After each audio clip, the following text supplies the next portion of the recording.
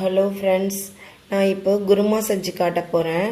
குருமா வந்து இது சப்பாத்திக்கும் தொட்டுக்கலாம், இது பூரி, நீங்கள் சாப்பாட்டுக்கும் போட்டு சாப்பிட்டுக்கலாம். அப்படி தான் செஞ்சு காட்ட போகிறேன். அதுக்கு முன்னாடி லவ்லி டேஸ்டி கிச்சனுக்கு சப்ஸ்கிரைப் பண்ணுங்கள். மறக்காமல் பக்கத்தில் இருக்க பெல்லை கிளிக் பண்ணுங்கள். அப்போ தான் நான் போடுற வீடியோஸ் உங்களுக்கு உடனுக்குடனே வரும்.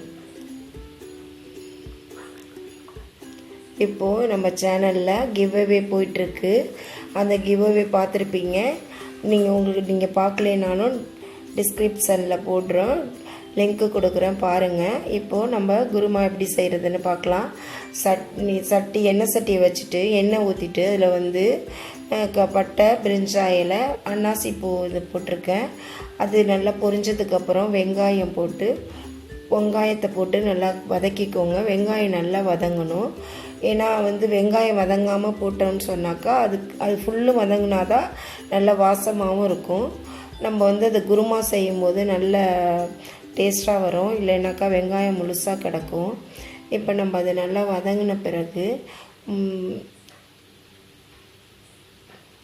2 பச்சை மிளகா போட்டுக்கோங்க. உங்களுக்கு வந்து நீங்கள் எவ்வளோ செய்கிறீங்களோ அதுக்கு தகுந்த மாதிரி போட்டுக்கலாம். அப்படி இல்லைன்னா ஒரு பச்சை மிளகா காரம் தேவையில்லை அப்படின்னு சொன்னால் நீங்கள் ஒரு பச்சை மிளகாவும் போட்டுக்கலாம். ஆனால் நான் அதை கீரி போடல, சும்மா தான் போட்டிருக்கேன். தக்காளி போட்டு பச்சை மிளகா போட்டு வதக்கிட்டு புதினா கொத்தமல்லி போட்டு கருவேப்பிலை போட்டுக்கோங்க. இது எல்லாத்தையுமே நல்லா வதக்கிக்கோங்க.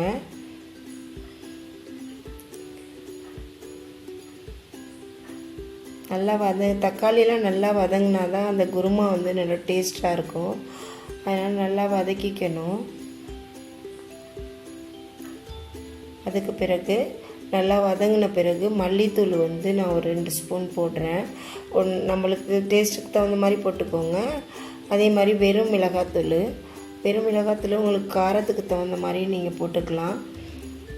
மஞ்சத்தூள் போட்டுக்கோங்க. மஞ்சத்தூள் ஒரு 1/2 ஸ்பூன் தான் நான் போட்டிருக்கேன். உங்களுக்கு வந்து காரத்துக்கு தகுந்த மாதிரி நீங்கள் எவ்வளோ செய்கிறீங்களோ, நிறையா செஞ்சால் அதுக்கு தகுந்த மாதிரி மிளகாத்தூளும் சேர்த்துக்கோங்க.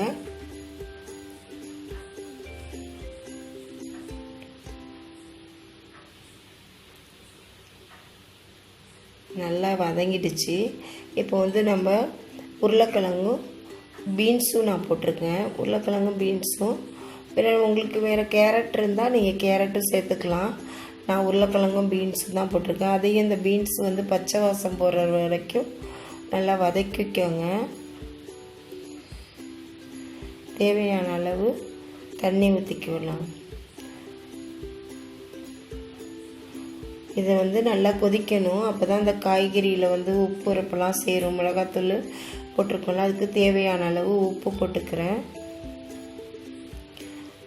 மூடி வச்சுட்டா அது வந்து நல்லா கொதிக்கும் போது காய் வேகவும் அந்த உப்புரப்பு சேர்க்கலாம். இப்போ நம்ம வந்து அதுக்கு எண்ணெய் அரைக்கணும். தேங்காய் என்னென்ன சேர்க்கலாம்னு சொல்கிறேன். பூண்டு, கொஞ்சமாக சின்ன இஞ்சி துண்டு, மிளகு கொஞ்சோண்டு. மிளகு வந்து ரொம்ப 1/4 தேக்கரண்டி கூட போட்டுக்கோங்க. ஏன்னா மிளகு வாசம் வந்துடும்.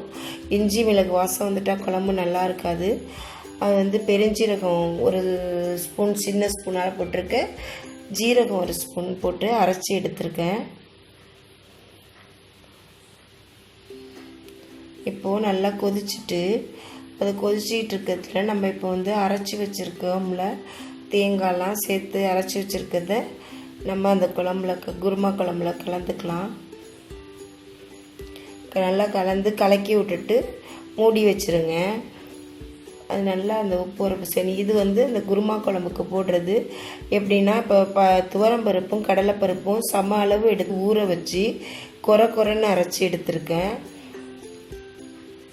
அதில் வந்து பெருஞ்சீரகம் சேர்த்துக்கோங்க. பெருஞ்சீரகம் சேர்த்துட்டு வெங்காயம், நீங்கள் எவ்வளோ செய்கிறீங்களோ அதுக்கு தகுந்த மாதிரி வெங்காயம், கருவேப்பிலை, மஞ்சத்தூள்,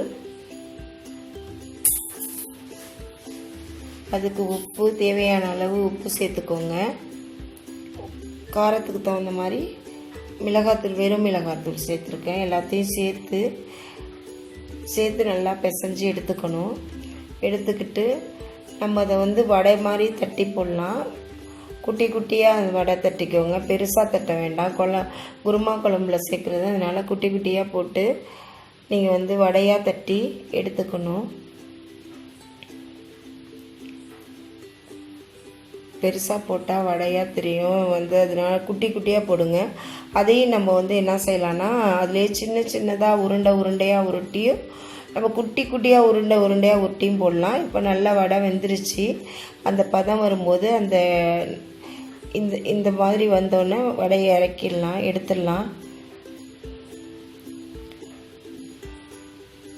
இப்போது இந்த வந்து குழம்பு கொதித்து நிறுத்தின பிறகு தான் இதெல்லாம் போடணும். இப்போ நல்லா குருமா கொதிச்சுட்டு இப்போ நம்ம நிறுத்திட்டோம், அடுப்பை நிறுத்திட்டோம். அதில் வந்து இப்போ நம்ம எடுத்து வடைப்பையும் அந்த உருண்டையாகவும் பொரித்து வச்சுருக்குறோம்ல, அதை எடுத்து போட வேண்டியது. அடுப்பை நிறுத்திட்டு போடலாம். இது இப்போ வந்து ஒரு 10 நிமிஷம் ஊறலாம். நீங்கள் ஒரு அரை மணி நேரத்துக்குள்ளே எப்படியும் ஊற வச்சு எடுத்துக்கலாம். நல்லா அதில் வந்து உப்பு உரப்பெல்லாம் சேர்ந்துடும். இப்போது குருமா ரெடி ஆயிடுச்சு.